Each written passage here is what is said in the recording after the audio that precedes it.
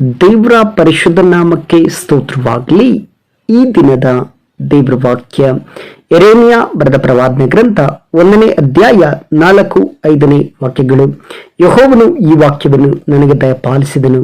ನಾನು ನಿನ್ನನ್ನು ಗರ್ಭದಲ್ಲಿ ರೂಪಿಸುವುದಕ್ಕಿಂತ ಮುಂಚೆ ನಿನ್ನನ್ನು ತಿಳಿದಿದ್ದೇನು.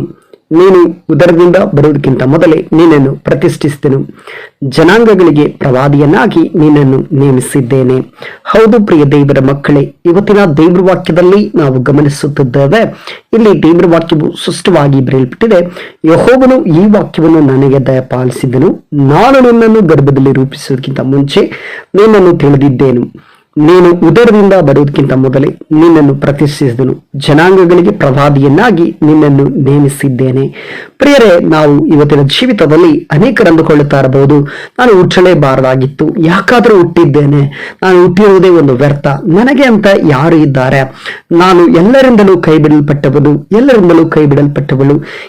ನನ್ನನ್ನು ಅಣಕಿಸುತ್ತಾರೆ, ಎಲ್ಲರೂ ನನ್ನನ್ನು ನೋಯಿಸುತ್ತಾರೆ, ಎಲ್ಲರಿಗೂ ನಾನು ಬೇಡವಾದವಳು ಎಂಬುದಾಗಿ ಅನೇಕರು ನೀವು ಆಲೋಚನೆ ಮಾಡ್ತಾ ಇರಬಹುದು. ಆದರೆ ಇವತ್ತು ದೇವರ ಆತ್ಮನು ನಿನ್ನನ್ನು ನನ್ನನ್ನು ನೋಡಿ ಹೇಳ್ತಾ ಇದ್ದಾನೆ, ಯೆಹೋವನು ಈ ವಾಕ್ಯವನ್ನು ನನಗೆ ದಯಪಾಲಿಸಿದನು. ಯಾವ ವಾಕ್ಯವನ್ನ?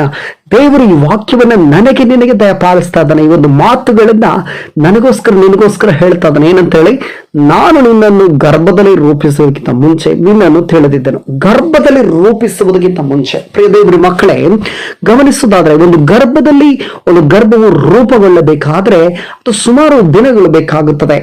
ಮಿನಿಮಮ್ ಅಂದ್ರೂ ಕೂಡ 21 ದಿನಗಳು ಬೇಕಾಗುತ್ತದೆ. ಅಂದ್ರೆ 3 ವಾರಗಳು ಬೇಕಾಗುತ್ತದೆ ಒಂದು ಗರ್ಭದಲ್ಲಿ ರೂಪವನ್ನ ತಾಳಬೇಕಾದ್ರೆ.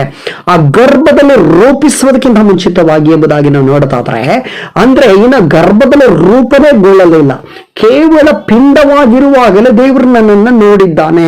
ಇನ್ನೊಂದು ರೀತಿಯಲ್ಲಿ ಹೇಳೋದಾದ್ರೆ, ನಾನು ಇನ್ನ ಉಂಟಾಗಲೇ ಇಲ್ಲ, ಅದಕ್ಕಿಂತ ಮುಂಚಿತವಾಗಿ ದೇವರು ನನ್ನನ್ನು ತಿಳಿದಿದ್ದಾನೆ. ಎರಡನೇದಾಗಿ ಆತನ ಹೇಳ್ತಿದ್ದಾನೆ, ನೀನು ಉದರದಿಂದ ಬರುವುದಕ್ಕಿಂತ ಮೊದಲೇ ನಿನ್ನನ್ನು ಪ್ರತಿಷ್ಠಿಸಿದನು. ಅಂದ್ರೆ ಉದರದಿಂದ, ಆ ಗರ್ಭದಿಂದ ಹೊರಗಡೆ ಬರೋದಕ್ಕಿಂತ ಮುಂಚಿತವಾಗಿ ದೇವರು ನಮ್ಮನ್ನು ಏನ್ ಮಾಡಿದ್ದಾನೆ? ಪ್ರತಿಷ್ಠೆ ಮಾಡಿದ್ದಾನೆ. ಪ್ರತಿಷ್ಠೆ ಮಾಡೋದಂದ್ರೆ ಏನಪ್ಪಾ ಅಂದ್ರೆ, ಅದನ್ನ ದೇವರಿಗೋಸ್ಕರವಾಗಿ ಅದನ್ನು ನೇಮಿಸಲ್ಪಡುವಂಥದ್ದು, ಅಥವಾ ದೇವರಿಗಾಗಿ ಅದನ್ನ ಆಯ್ಕೆ ಮಾಡುವಂಥದ್ದು, ಅದನ್ನ ಪ್ರತಿಷ್ಠೆಯಾಗಿ ಒಂದು ಪ್ರತ್ಯೇಕವಾಗಿ ಅರಸಿಕೊಳ್ಳುವಂಥದ್ದಾಗಿರ್ತದೆ. ಪ್ರಿಯ ದೇವರ ಮಕ್ಕಳೇ, ಇವತ್ತು ನಿನ್ನ ಜೀವಿತದಲ್ಲಿ ನೀನು ಯಾರಿಗೆ ಬೇಕಾಗಿದೆಯೋ ಬೇಡವಾಗಿದೆಯೋ ನನಗೆ ಗೊತ್ತಿಲ್ಲ, ಆದರೆ ದೇವರ ಆತ್ಮನು ನೀನು ನೋಡಿ ಹೇಳ್ತಾ ಇದ್ದಾನೆ, ನೀನು ಗರ್ಭದಲ್ಲಿ ರೂಪಿಸುವುದಕ್ಕಿಂತ ಮುಂಚಿತವಾಗಿಯೇ, ನಿನ್ನನ್ನು ಉದರದಿಂದ ಬರುವುದಕ್ಕಿಂತ ಮುಂಚಿತವಾಗಿಯೇ, ನೀನು ಲೋಕದಲ್ಲಿ ಬರುವುದಕ್ಕಿಂತ ಮುಂಚಿತವಾಗಿಯೇ, ನೀನು ನಿನ್ನ ತಂದೆ ತಾಯಿಗಳು ಮದುವೆ ಆಗುವುದಕ್ಕಿಂತ ಮುಂಚಿತವಾಗಿಯೇ, ಯಾಕೆ ಜಗದೋತ್ಪತ್ತಿಗೆ ಮುಂಚಿತವಾಗಿ ದೇವರು ನಿನ್ನನ್ನು ತಿಳಿದಿದ್ದಾನೆ. ದೇವರಿಗೆ ನಿನ್ನ ಹೆಸರು ಗೊತ್ತಿದೆ. ದೇವರು ನಿನ್ನನ್ನು ಹೆಸರಿಡಿದು ಕರೆದಿದ್ದಾನೆ. ಆತನು ನಿನ್ನನ್ನು ಕರೆದಿರೋದು ಮಾತ್ರವಲ್ಲ, ಆತನು ನಿನ್ನನ್ನು ಪ್ರತಿಷ್ಠೆ ಮಾಡಿದ್ದಾನೆ. ಯಾವುದಕ್ಕೋಸ್ಕರವಾಗಿ? ಜನಾಂಗಗಳಿಗೆ ಪ್ರವಾದಿಯನ್ನಾಗಿ ನಿನ್ನನ್ನು ನೇಮಿಸಿದ್ದಾನೆ. ಹೌದು ಪ್ರಿಯ ದೇವರ ಮಕ್ಕಳೇ, ದೇವರು ನಿಮ್ಮನ್ನ ಪ್ರವಾದಿಯನ್ನಾಗಿ ದೇವರು ನೇಮಿಸಿದ್ದಾನೆ. ಯಾರ ಮೇಲೆ? ಜನಾಂಗಗಳ ಮೇಲೆ. ಈ ಲೋಕದ ಎಲ್ಲ ಜನಾಂಗಗಳ ಮೇಲೆ ದೇವರು ನಿಮ್ಮನ್ನ ಪ್ರವಾದಿಯಾಗಿ ನೇಮಿಸಲ್ಪಟ್ಟಿದ್ದಾನೆ. ಆದ್ರಿಂದ ಪ್ರಿಯ ದೇವರ ಮಕ್ಕಳೇ, ಈ ಒಂದು ವಾಕ್ಯದಲ್ಲಿ ನಾವು ಸ್ಪಷ್ಟವಾಗಿ ದೇವರ ಆತ್ಮ ಹೇಳ್ತಿದ್ದಾನೆ, ಈ ವಾಕ್ಯವನ್ನು ನನಗೆ ದಯಪಾಲಿಸಿದನು. ನಾನು ನಿನ್ನನ್ನು ನೋಡ್ರಿ, ದೇವರ ಆತ್ಮನ ಹೇಳ್ತಾ ಇದ್ದಾನೆ, ನಾನು ಯಾರನ್ನಲ್ಲ, ನಿನ್ನನ್ನೇ. ಯಾರು ನೀ ವಾಕ್ಯನ ಕೇಳ್ತಾ ಇದೆಯಲ್ಲ ಪ್ರಿಯ ಮಗುವೇ, ದೇವರ ಮಗಳೇ, ದೇವರ ಮಗನೇ, ನಿನ್ನನ್ನೇ ದೇವರ ಆತ್ಮನ ಹೇಳ್ತಿದ್ದಾನೆ. ಗರ್ಭದಲ್ಲಿ ರೂಪಿಸಿದ ಮುಂಚೆ ನಿನ್ನನ್ನು ತಿಳಿದಿದ್ದೇನೆ, ನಿನ್ನನ್ನೇ ತಿಳಿದಿದ್ದೆ. ನೀನು ಉದರದಿಂದ ಬರುವುದಕ್ಕಿಂತ ಮೊದಲೇ ನಿನ್ನನ್ನೇ ಪ್ರತಿಷ್ಠೆ ಮಾಡಿದೆ.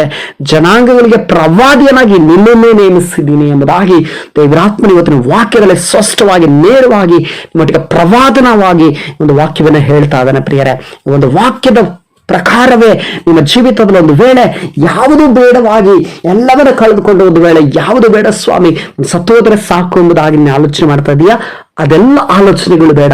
ದೇವರು ನಿನ್ನನ್ನು ಕರೆದಿದ್ದಾನೆ, ದೇವರು ನಿನ್ನನ್ನು ರೂಪಿಸಿದ್ದಾನೆ. ಆತನ ಗರ್ಭದಲ್ಲಿರುವಾಗಲೇ ರೂಪಿಸುವುದಕ್ಕೆ ಮುಂಚೆ ಗರ್ಭದಲ್ಲಿ ರೂಪವನ್ನು ಕೊಟ್ಟು ಆ ರೂಪಿಸುವುದಕ್ಕೆ ಮುಂಚಿತವಾಗಿಯೇ ದೇವರು ನಿನ್ನನ್ನು ತಿಳಿದಿದ್ದಾನೆ. ಉದರದಿಂದ ಬರುವುದಕ್ಕಿಂತ ಮುಂಚಿತವಾಗಿಯೇ ನಿನ್ನನ್ನು ತಿಳ್ಕೊಂಡಿದ್ದಾನೆ.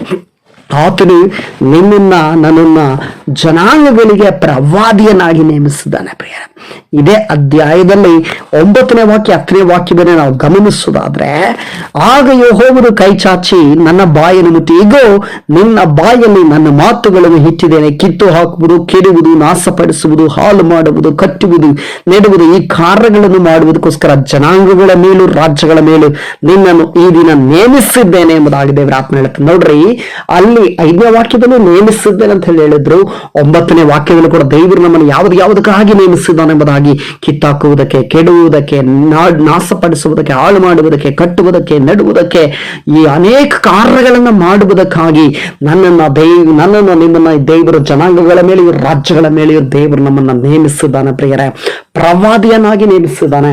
ಆದ್ದರಿಂದ ಈ ವಾಕ್ಯದೊಟ್ಟಿಗೆ ದೇವರು ತಾನೇ ನಿಮ್ಮೆಲ್ಲರನ್ನು ಕೂಡ ಆಶೀರ್ವಾದ ಮಾಡಲಿ. ಯೇಸುವಿನ ನಾಮದಲ್ಲಿ ಪ್ರಾರ್ಥಿಸೋಣ. ಸರ್ವಶಕ್ತನು ಮಹಾಪರಿಶುದ್ಧನ ತಂದೆಯಾದ ದೇವರೇ, ಈ ದಿನಕ್ಕಾಗಿ ಸ್ತೋತ್ರಪ್ಪ. ಈ ಒಂದು ದಿನದಲ್ಲಿ ಕರ್ತನೆ ವಾಕ್ಯವನ್ನು ಕೇಳುವಂತ ನಿನ್ನ ಮುದ್ದು ಮಕ್ಕಳನ್ನು ಆಶೀರ್ವಾದ ಮಾಡ್ರಿ ಸ್ವಾಮಿ. ಹೌದು ಕರ್ತನೆ, ವಾಕ್ಯದ ಮುಖಾಂತರ ಯೆಹೋವನು ಈ ವಾಕ್ಯವನ್ನು ನನಗೆ ದಯಪಾಲಿಸಿದನು.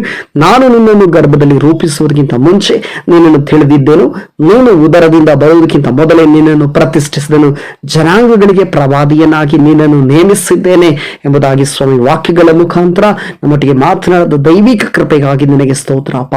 ಹೌದು ಸ್ವಾಮಿ, ಒಂದು ವಾಕ್ಯಗಳಿಂದ ಸ್ವಾಮಿ ಕೇಳುವಂತ ನಿನ್ನ ಮಕ್ಕಳು ಸ್ವಾಮಿ ಯಾವ ಪರಿಸ್ಥಿತಿಯಲ್ಲಿದ್ದಾರೆ ನನಗೆ ಗೊತ್ತಿಲ್ಲ ಸ್ವಾಮಿ, ಎಲ್ಲರಿಂದಲೂ ಕೈ ಬಿಡಲ್ಪಟ್ಟು ನಾನು ಇವತ್ತು ಸತ್ರೆ ಸಾಕು, ಎಲ್ಲರಿಂದಲೂ ನಾನು ಅಣಕಿಸಲ್ಪಟ್ಟಿದ್ದೇನೆ, ನನ್ನ ಜೀವಿತವೇ ಸಾಕಾಗಿದೆ ಎಂಬುದಾಗಿ ದೇವರೇ ಒಂದು ವೇಳೆ ಸಾವನ್ನ ಆಲೋಚನೆ ಮಾಡ್ತಾ ಇರಬಹುದಪ್ಪ. ಆದ್ರೆ ಇವತ್ತಿನ ವಾಕ್ಯದಲ್ಲಿ ಸ್ವಾಮಿ, ಅವರ ಗರ್ಭದಲ್ಲಿ ರೂಪವಾಗೋದಕ್ಕಿಂತ ಮುಂಚಿತವಾಗಿಯೇ, ಅವರು ಉದರದಿಂದ ಬರೋದಕ್ಕಿಂತ ಮುಂಚಿತವಾಗಿ ನೀನು ಅವರನ್ನ ಪ್ರತಿಷ್ಠೆ ಮಾಡಿದ್ದೀಯಾ, ಅವರನ್ನ ತಿಳ್ಕೊಂಡಿದ್ದೀಯಾ, ಅವರನ್ನ ರೂಪಿಸಿದ್ದೀಯಾ, ಅವರ ಪ್ರವಾದಿಯಾಗಿ ನೇಮಿಸಿದ್ದೀಯಾ ಎಂಬುದಾಗಿ ಕರ್ತನೆ ವಾಕ್ಯಗಳ ಮುಖಾಂತರ ಅವರೊಟ್ಟಿಗೆ ಮಾತನಾಡಿದ ದೈವಿಕ ಕೃಪೆಗಾಗಿ, ನನ್ನೊಟ್ಟಿಗೆ ವಿಶೇಷವಾಗಿ ಮಾತನಾಡಿದ ದೈವಿಕ ಕೃಪೆಗಾಗಿ ನಿಮಗೆ ಸ್ತೋತ್ರ ಮಹಿಮೆಗಳನ್ನು ಸಲ್ಲಿಸುತ್ತಾ ಯೇಸು ಕ್ರಿಸ್ತನ ನಾಮದಲ್ಲಿ ಪ್ರಾರ್ಥಿಸ್ತಾ ಇದ್ದೇನೆ ತಂದೆಯಾದ ದೇವರೇ. ಆಮೇನ್, ಆಮೇನ್, ಆಮೇನ್. ದೇವರು ನಿಮ್ಮನ್ನು ಆಶೀರ್ವದಿಸಲಿ.